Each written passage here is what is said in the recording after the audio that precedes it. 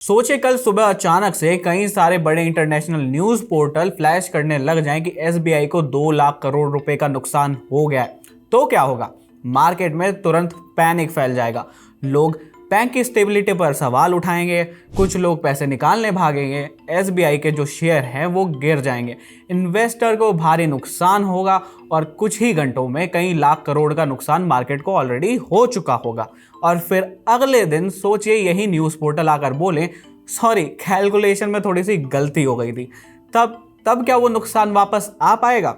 नहीं, बिल्कुल भी नहीं। यही वजह से फाइनेंशियल रिपोर्टिंग में गलतियों की कीमत बहुत ज्यादा होती है और कुछ ऐसा ही ब्लूमबर्ग की आरबीआई गोल्ड रिजर्व वाली रिपोर्ट के साथ हुआ है। ब्लूमबर्ग ने दावा किया था कि आरबीआई ने लगभग $12 बिलियन यानी 1 लाख करोड़ रुपए से ज्यादा का सोना बेच दिया है ताकि फॉरेन करेंसी रिजर्व को सपोर्ट किया जा सके। ये दावा तुरंत ही हेडलाइंस में बदल गया, लेकिन बाद में ब्लूमबर्ग को खुद की रिपोर्ट वापस लेनी पड़ गई।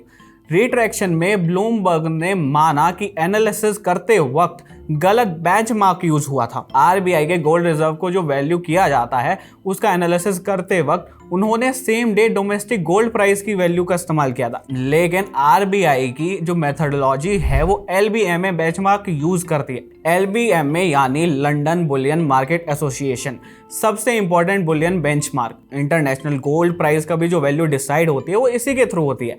आरबीआई भी अपने गोल्ड के जो रिजर्व की वैल्यूएशन करता है वो इसका ही सहारा लेके कर रहा होता है। सही बेंचमार्क यूज करने के बाद पता लगा कि आरबीआई की जो गोल्ड की होल्डिंग्स हैं वो उतनी ही हैं, कम नहीं हुई है। यहाँ सवाल सिर्फ इतना नहीं है कि ब्लूमबर्ग की जो रिपोर्ट है वो सही है या गलत है, बड़ा सवाल ये है कि इस तरह की खबरों से कितना बड़ा नुकसान हो सकता है। इसका मैं एक एग्जांपल भी देता हूँ। अप्रैल 2025 में हमें देखने को मिला था कि एक वायरल क्लेम में बोला गया था कि डोनाल्ड ट्रंप अपने टैरिफ प्लान को 90 दिन के लिए होल्ड पर रखने वाले हैं।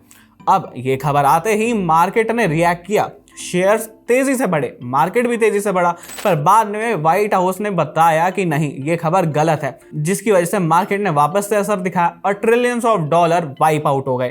पूरी कहानी सिर्फ एक गलत क्लेम पर खड़ी हुई थी। देखने को मिलता है कि फाइनेंशियल मार्केट में परसेप्शन भी रियलिटी जितना ही इंपॉर्टेंट होता है। जब किसी ग्लोबली रिस्पेक्टेड पब्लिकेशन या न्यूज एजेंसी से ये क्लेम आता है तो लोग पहले रिएक्ट करते हैं और फिर वेरीफाई करते हैं। इसलिए ब्लूमबर्ग की गलती एक सामान्य टाइपो रिपोर्टिंग एरर कहकर नजरअंदाज नहीं की जा सकती। जब किसी सेंट्रल बैंक के रिजर्व या किसी लिस्टेड कंपनी या किसी देश के फाइनेंशियल स्टेबिलिटी को लेकर ऐसे गलत नैरेटिव बनाया जाता है तो उसकी करेक्शन होने के बाद भी असर हमें देखने को ही मिलता है। आखिरकार ब्लूमबर्ग ने अपनी रिपोर्ट तो वापस ले ली, लेकिन जो पूरा एपिसोड है वो हमें याद दिलाता है कि फाइनेंशियल जर्नलिज्म में मेथोडोलॉजी और वेरिफिकेशन कितनी ज़्यादा इंपॉर्टेंट है।